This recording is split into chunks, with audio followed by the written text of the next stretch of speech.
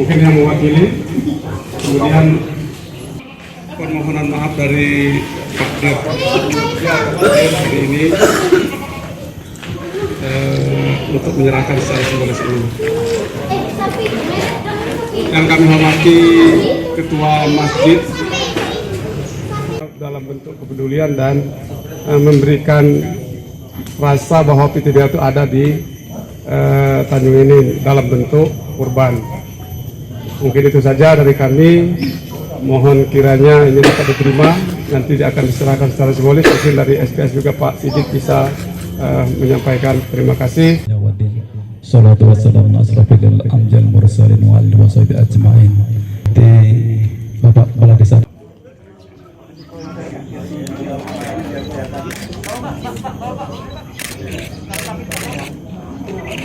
Tali yang satu aja yang keluar. Oke Pak. Ini sekarang. Oh, aduh.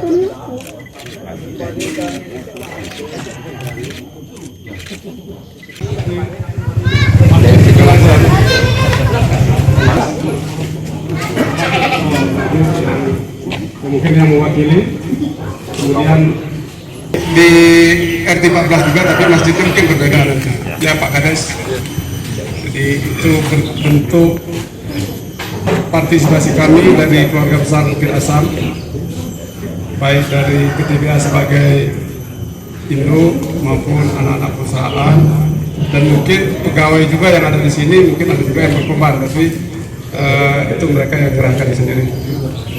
Tahun ini total kurban sapi yang diberikan oleh perusahaan dan anak-anak perusahaan termasuk juga direksi itu 89 di wilayah Kabupaten Muara Enim, artinya Kecamatan Tanjung Aku, Lawang Kidul dan Muara Enim.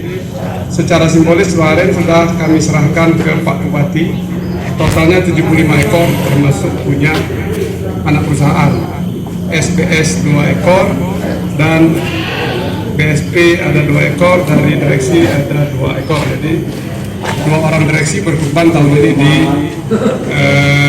Muara Enim. Tahun lalu mungkin 6 direksi ada di Muara Enim, tahun ini mungkin ya dibagi lah. Kira seperti itu.